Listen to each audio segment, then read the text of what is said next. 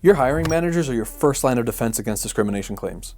But according to EEOC data, most violations happen because managers simply don't know the rules. This training gives them the tools to succeed. I get it. Nobody told you this stuff in management training, right? You're supposed to get to know your candidates, build rapport, make conversation.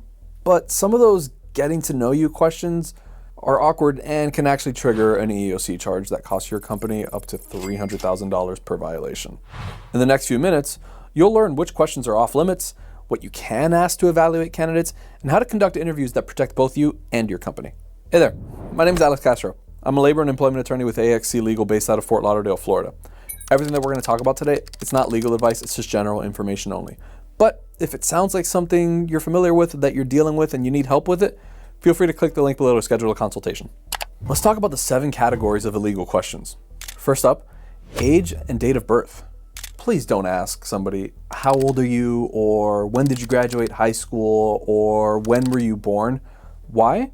Because folks over the age of 40 are protected from age discrimination by the Age Discrimination in Employment Act and similar state laws. Now, if you really need to ask something, you can ask, are you over the age of 18? Because that's typically what's legally required for most jobs. Next up, let's talk about questions about marital and somebody's family status. Don't ask, are you married? Do you have kids? Are you planning to have kids? What's your childcare situation at home? These types of things are protected by a patchwork of different laws, but it often leads back to sex discrimination because these things, we treat them differently depending on whether the person sitting in front of us is a man or a woman. And so even if you're not in a jurisdiction where these things are specifically protected, there's probably a pretty good link back to sex discrimination, which is illegal in probably every jurisdiction. Next, let's talk about an employee's disabilities or their health conditions. Don't ask somebody, do you have any disabilities, or what medications are you on, or how's your health, or have you ever been in rehab? Why? Because this sort of stuff is protected by the Americans with Disabilities Act, which prevents discrimination on the basis of somebody's disability, which often correlates with, just general health issues. What you can ask is, hey, you've taken a look at the job description. Can you perform the essential functions of this job with or without reasonable accommodation? And if you need to say that, in less lawyer language, you can ask, like, hey, is there anything on this job description that you think you're going to be unable to do, right? And then take it from there. Next up, let's talk about religion. Generally speaking, you don't want to be asking people, what religion are you? Or what church do you attend? Or do you observe any religious holidays in the job interview process? Because for the most part, it doesn't matter. Religion is protected by Title VII of the Civil Rights Act, same law that protects sex, race, all those other things that you hear about all the time, and similar state laws. So, and if that's what you're actually trying to get at, just ask the question, hey, can you work on weekends? Are you going to be available after 4 p.m. or after sundown or whatever? But ask this only if the position genuinely requires it. Next up, let's talk about somebody's national origin and their citizenship status. So don't ask, hey, where were you born? Or where are your parents from? Or where are you really from? Or what's your native language? Or are you a citizen? What you can ask, and what is the legal requirement, is, are you authorized to work in the United States? You can also ask, like, hey, what languages do you speak? If it's relevant to the position, right? So you have customers who are primarily English speaking or Spanish speaking, just depending on the clientele you serve. You can ask if you speak those languages to make sure that somebody can actually do the job. Because if you've got a primarily Spanish speaking customer base, but person you're interviewing doesn't speak a lick of Spanish, they're gonna have a tough time in that role. Next, let's talk about race and ethnicity. Don't ask about somebody's race or their skin color, their hair texture style. All of these things are protected by different laws in different jurisdictions, but often they come back to what color is your skin or what texture is your hair. So a company by the name of American Screening paid $50,000 in 2024 after firing Black employees who wore their natural hair of a certain texture to work. Some of the biggest traps where managers get in trouble for these types of things are in the friendly conversational questions. If you've ever mentioned, hey, that's an interesting accent, where are you from? All of a sudden, you might be in national origin violation territory. Or, hey, you look great for your age. Now you're kind of saying something about their age. Or if you say, hey, oh my God, that's a beautiful engagement ring. When's the wedding? Now you might actually be caring about somebody's marital status. All of these sorts of things can come back and bite you. And this is true of questions that even just seem innocent. So like, when did you graduate from college? Everybody knows you're just trying to calculate how old somebody is at that point. Or what does your husband or wife do? Or how long until you retire? Or do you have any plans for retirement?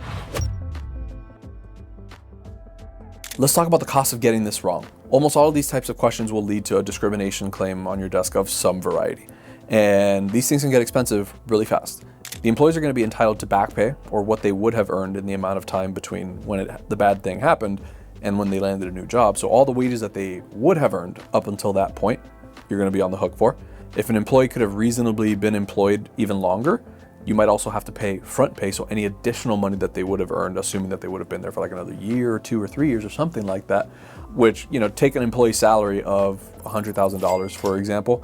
Most of these employees will take 3 to 6 months to land another job. So you can estimate based on salary how much that would be in back wages, 3 to 6 months of them. But then you also have to add emotional distress damages on top of that, or sometimes called compensatory damages.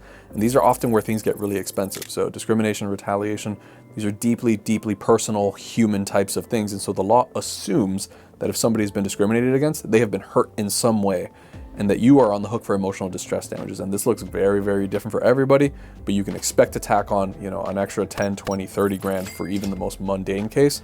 And if you're dealing with somebody who's particularly got some sensitive scenarios going on, easily up into the hundreds of thousands.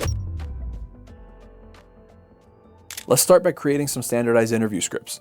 Generally speaking, the questions should really only focus on job qualifications, their skills, their experience, all that sort of stuff, things that actually matter for the job. Some questions that are typically perfectly fine to ask are, hey, describe your experience with this particular role, this particular function, this software program, whatever it is that's specific to that job that you actually need to know about. Or, hey, tell me about a time that you handled this relevant scenario. Maybe it's something that recently happened in the company that you're curious how they would handle this, because you know it's relevant because it just happened. Or, hey, what interests you about this position? Or why did you apply to us? Or what are your salary expectations? And then finally, you can ask, obviously, when can you start? I always like to offer a 3-second rule for folks conducting interviews. And that's, before you ask any question, give yourself a 3-second pause to ask yourself, is this related to the job? If it's not, don't ask it. If it's maybe, don't ask it. And if it's yes, yeah, go ahead. Please document everything. And make sure that these notes are reflecting objective job-related criteria. We want our interview notes to show that we cared about the objective requirements for the job, and that those are the things that we talked about, not all these other things about who the person is or whatever protected classifications they might be falling into. The reality is your managers are human. They're gonna ask something you wish they wouldn't have. So what should you do when you find out that somebody's happened this? Listen, we gotta retrain that manager. We need to talk to them, have a conversation about, hey, we noticed in your interview notes that this came up. Don't do that because of X, Y, Z. This is the kind of exposure that the company can be hit with.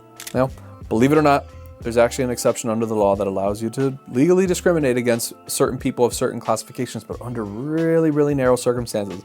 And it's called a BFOQ, a bona fide occupational qualification. The bottom line here, train your managers that if a question isn't about job qualifications, don't ask it. One illegal question can cost more than the annual salary of the position that's being filled. Prevention through training costs hundreds of dollars, maybe low thousands. Lawsuits cost hundreds of thousands of dollars and rot your company culture to the core. So HR teams, you guys need legal backup to ensure your compliance programs are actually bulletproof. If any of this sounds like something you need help with, lucky you. Click the link below to schedule a consultation. I'd be glad to help you out.